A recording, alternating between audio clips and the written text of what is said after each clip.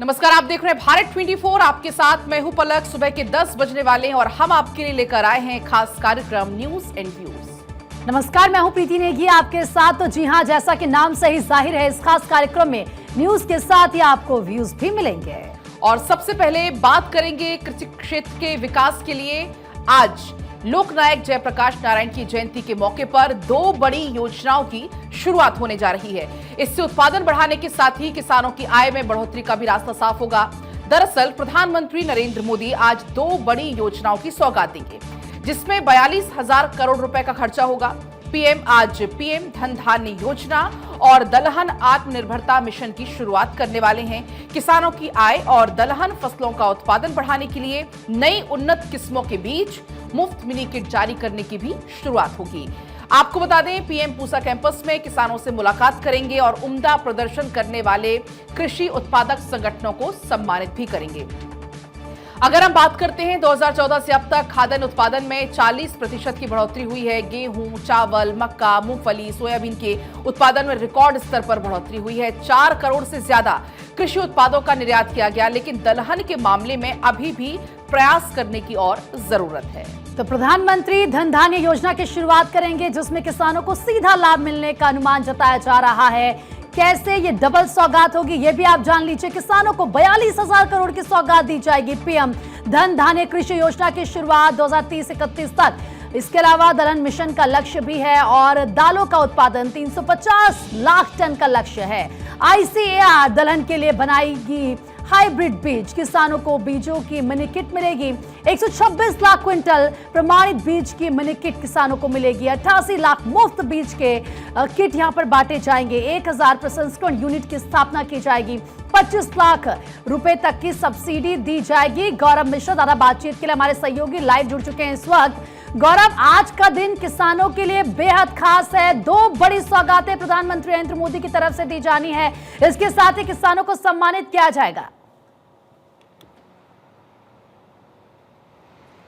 बिल्कुल, देखिए, प्रधानमंत्री नरेंद्र मोदी की अगर बात करें तो जब से वो प्रधानमंत्री बने हैं, लगातार प्रधानमंत्री के तौर पे देश के किसानों के लिए कई महत्वपूर्ण निर्णय लिए हैं। चाहे सीधे बैंक खाते में उनके पैसे डालने की बात कही जाए या फिर किसानों को उस तरीके का सहयोग जो पहले नहीं मिलता था, ये लगातार प्रधानमंत्री इस बात को हमेशा करते आए हैं। और आज प्रधानमंत्री नरेंद्र मोदी 42,000 करोड़ की तमाम जो परियोजनाएं हैं उसका उद्घाटन भी करेंगे, शिलान्यास भी करेंगे। लेकिन सबसे बड़ी बात यह है कि इस पूरे योजना की अगर हम बात करें तो इसमें किसानों को किस तरीके से आत्मनिर्भर बनाना है, इस पर लगातार जोर दिया जा रहा। प्रधानमंत्री नरेंद्र मोदी की तरफ से आज दिल्ली के पूसा में तकरीबन 10:30 बजे इस पूरे कार्यक्रम की शुरुआत होगी। और कल ही प्रधानमंत्री नरेंद्र मोदी ने एक्स के माध्यम से इस पूरे कार्यक्रम की जानकारी भी उन्होंने दिया था और बताया था कि किस तरीके से किसानों के लिए, किसानों के हित के लिए कल आज यानी कि सरकार कई महत्वपूर्ण जो है फैसले लेने जा रही है। इसमें सबसे बड़ी सौगात है किसानों को जो दलहन देने की बात की, दलहन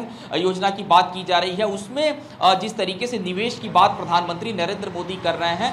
भारत एक कृषि प्रधान देश है, ये सभी को पता है। और हम किस तरीके से आयात निर्यात दोनों करते हैं, ये भी सभी देशों को इस बात की जानकारी है और लगातार इसको हम आगे बढ़ा भी रहे हैं। लेकिन अब किसानों के हाथ को कैसे मजबूत करना है, खास करके वो सेक्टर दलहन की अगर हम बात करें तो दलहन की जो पैदावार है वो उसको किस तरीके से बढ़ाया जाए। हालांकि अगर हम दलहन के पैदावार की बात करें तो भारत में सबसे ज्यादा जो दलहन की पैदावार है वो अकेले मध्य प्रदेश के अंदर होती है। तकरीबन देश का 24% जो दलहन है वो मध्य प्रदेश में लगातार किसानों की तरफ से पैदा किया जाता है। दूसरा अगर हम बात करें उत्तर प्रदेश है, उसके बाद आंध्र प्रदेश है, राजस्थान है, ये वो राज्य हैं जहां दलहन की पैदावार लगातार होती है। लेकिन अब उसको किस तरीके से और बढ़ाना है, हाइब्रिड बीज जो है वो किसानों को मिले, उच्च तकनीक के उपकरण किसानों को मिले, सरकार की प्राथमिकता है और किसानों के हाथ को मजबूत करने का काम प्रधानमंत्री नरेंद्र मोदी की तरफ से लगातार किया जा रहा है। किसानों के लिए धन धान्य योजना की अगर बात करें तो आज उसकी सौगात जो किसानों को मिलेगी और निश्चित तौर पे इससे आने वाले दिनों में किसान जो है पूरी तरीके से आत्मनिर्भर बनेंगे। कुछ किसान और यही मकसद है गौरव, ताकि किसानों का जो जीवन है वो बेहतर हो, सरल हो, उनकी जो आमदनी है वो बढ़े।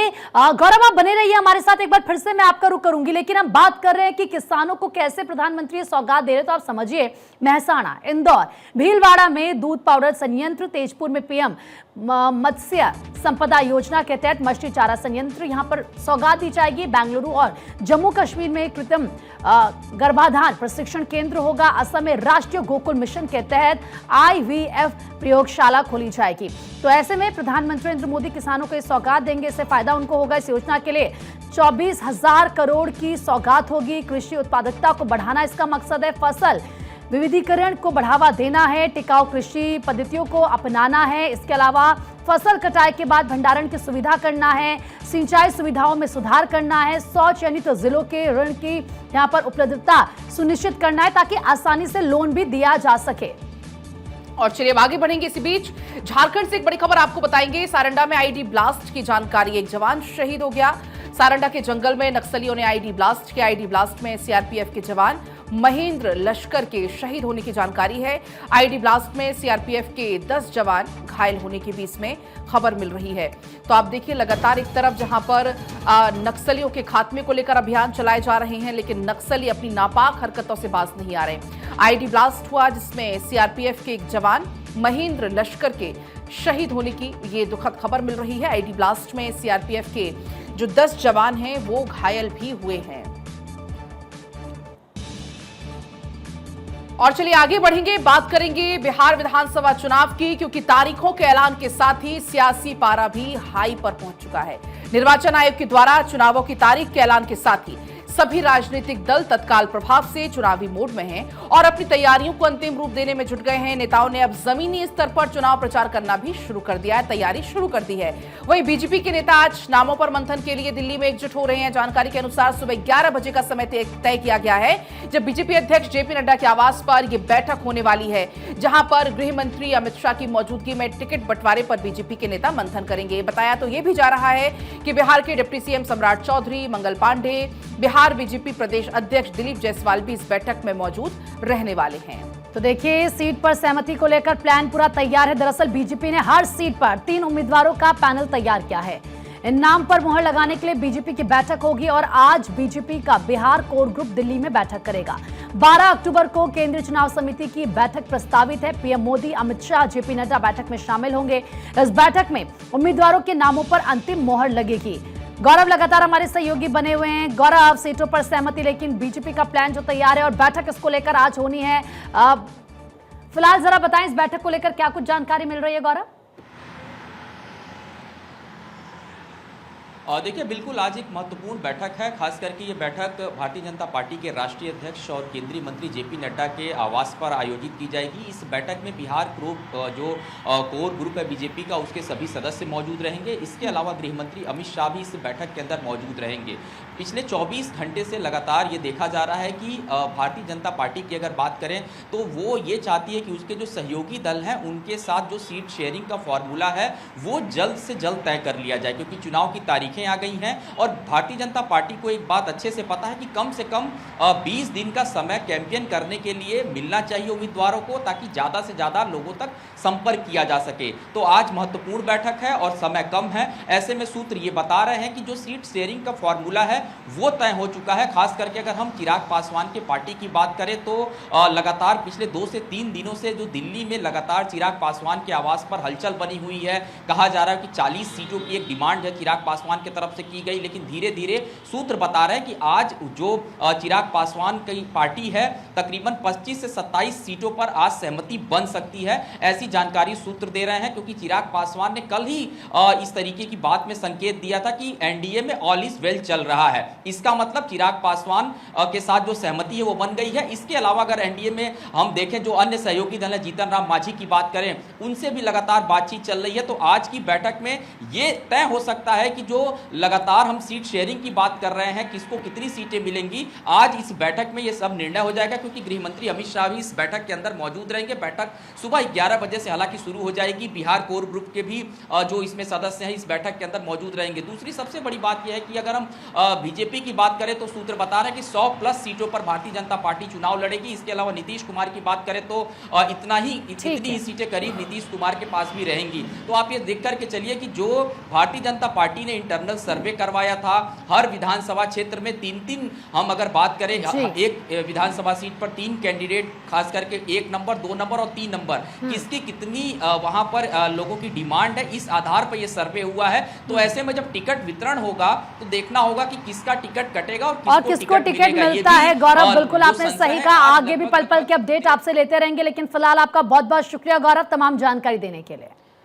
और इस बीच एक बड़ी खबर आपको बताएंगे, अवैध धर्मांतरण के मामले में हुआ है खुलासा। यूपीएटीएस ने दाखिल की है चार्जशीट में छांगुर को मास्टरमाइंड बताया है।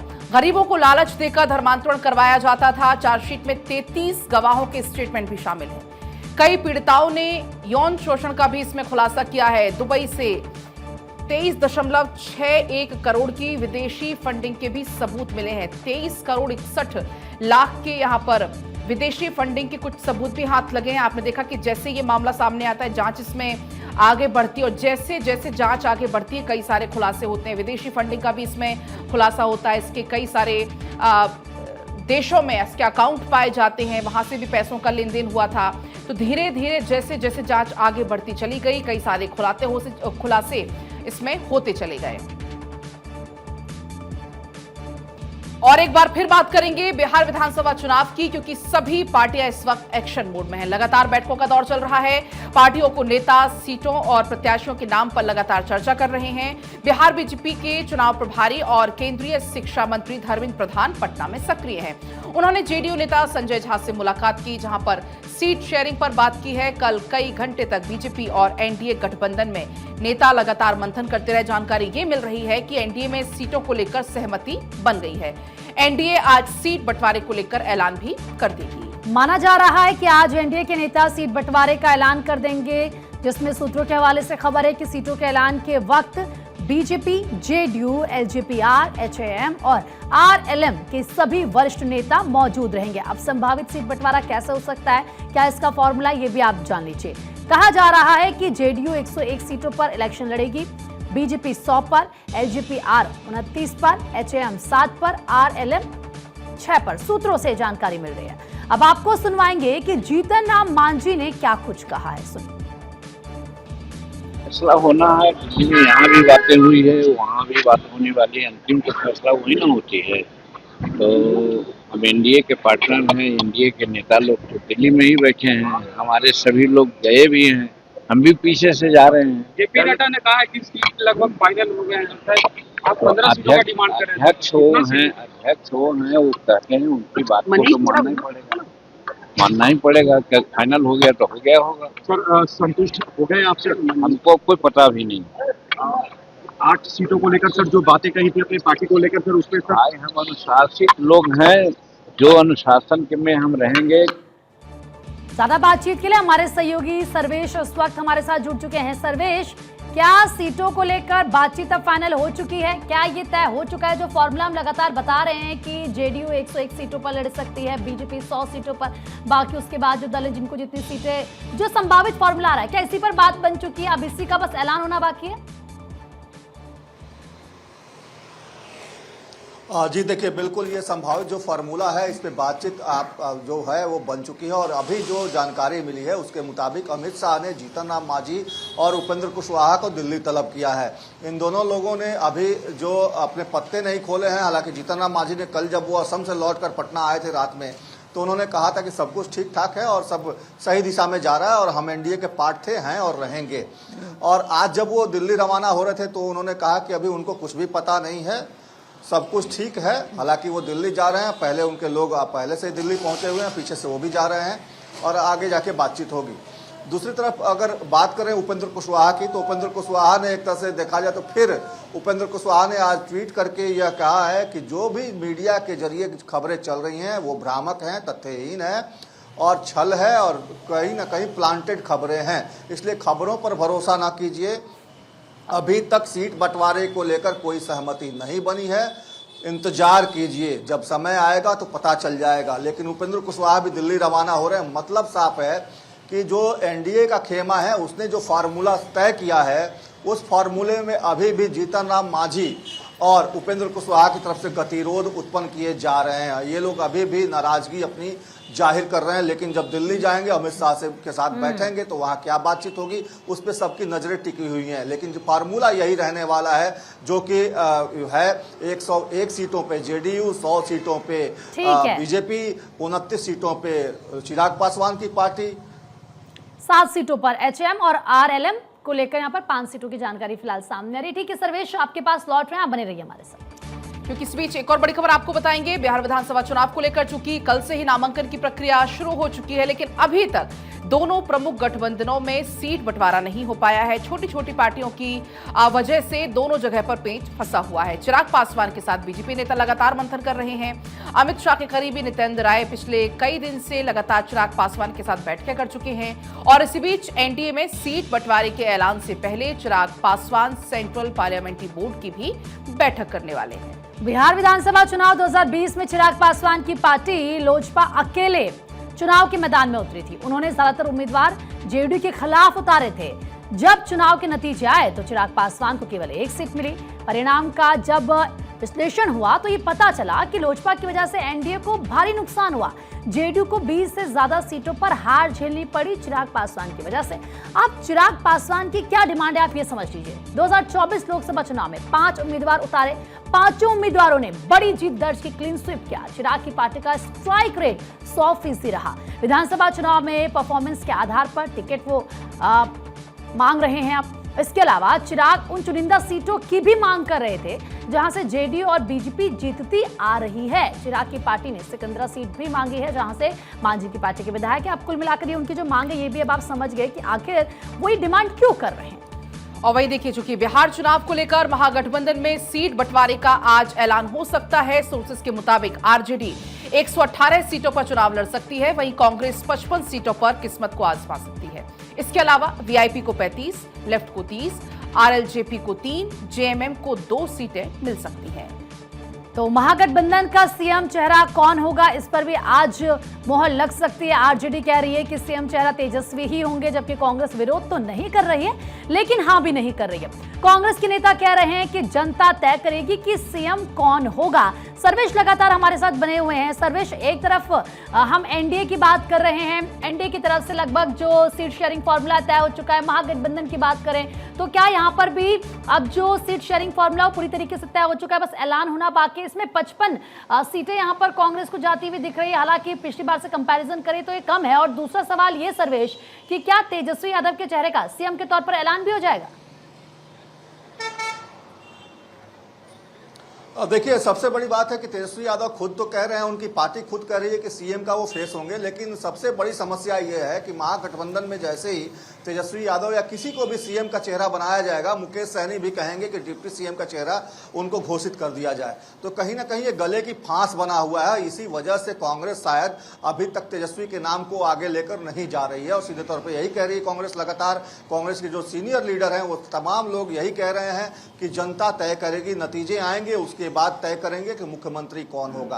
हालांकि इसके पीछे एक बहुत बड़ा कारण है, लालू राबड़ी के शासनकाल का जो दौर था उसको भी लगातार एनडीए जो है लगातार जनता के बीच लेकर जा रहा है। उसको जंगल राज की संज्ञा देते हुए लगातार जनता के बीच जाने का काम एनडीए कर रहा है। तो इस वजह से भी कांग्रेस जान रही है कि अगर उस दौर को अगर जनता ने याद कर लिया तो निश्चित तौर पे जो माहौल बनाया है कांग्रेस और तेजस्वी यादव ने मिलकर, उसमें कहीं ना कहीं डेंट लगेगा। तो इसलिए भी कांग्रेस नहीं चाहती कि फिलहाल नामों की घोषणा हो। और नामों की घोषणा करने के पीछे एक और समस्या मुकेश सहनी है, क्योंकि वो डिप्टी सीएम का पोस्ट चाह रहे हैं। तो एक तरह से कहा जाए तो सीटों की संख्या तो आज घोषित हो जाएगी, कौन सा दल कितनी सीटों पे चुनाव लड़ेगा, लेकिन ऐसा नहीं लगता कि सीएम फेस का भी ऐलान किया जाएगा, क्योंकि कांग्रेस ये भी कह रही है सर्वेश की तो जनता तय करेगी कि सीएम कौन होगा। भाई जनता कैसे तय करेगी, नाम तो आप ही को आगे रखना होगा ना। ठीक है, फिलहाल सर्वेश आपका बहुत बहुत शुक्रिया तमाम जानकारी देने के लिए।